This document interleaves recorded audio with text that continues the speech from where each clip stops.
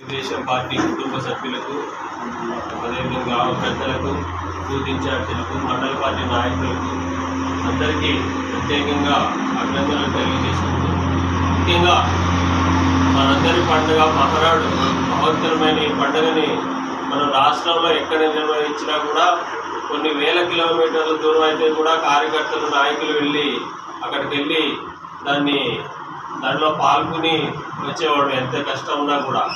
అటువంటిది కొన్ని ప్రపంచంలో ఆర్థిక మాంద్యం వల్ల, కొన్ని ముడి చమురు కొరత వల్ల మనం వాటన్నిటిని పొదుపు చేయాలనే ఉద్దేశంతో వర్చువల్ విధానం ద్వారా, అంటే అక్కడ మంగళగిరిలో పార్టీ ఆఫీస్లో జరిగే మీటింగ్ మనం వర్చువల్ స్క్రీన్ మీద కానీ టీవీలో కానీ చూసే విధంగా ఏర్పాటు చేయడం జరిగింది. దానిలో భాగంగా మన కౌతాలంలో క్లస్టర్లో మన గ్రామం ఆతిథ్యం ఇవ్వడం జరిగింది.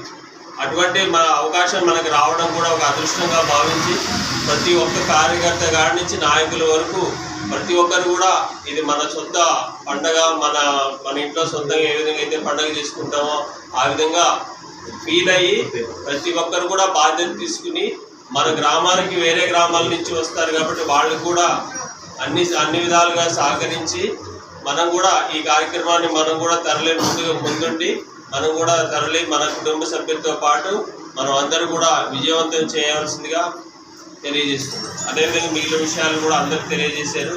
ముఖ్యంగా టైం సెన్స్ అనేది పాటించి 2 రోజులు ఎన్ని కార్యక్రమాలు ఎన్ని పనులు ఉన్నా కూడా మనం ముందుండి మన గ్రామానికి వచ్చిన వాళ్ళకి అన్ని మంచి చెడ్డ చూసుకుని ఈ కార్యక్రమాన్ని విజయవంతం చేయవలసిందిగా అందరినీ సభాముఖంగా కోరుతున్నాం.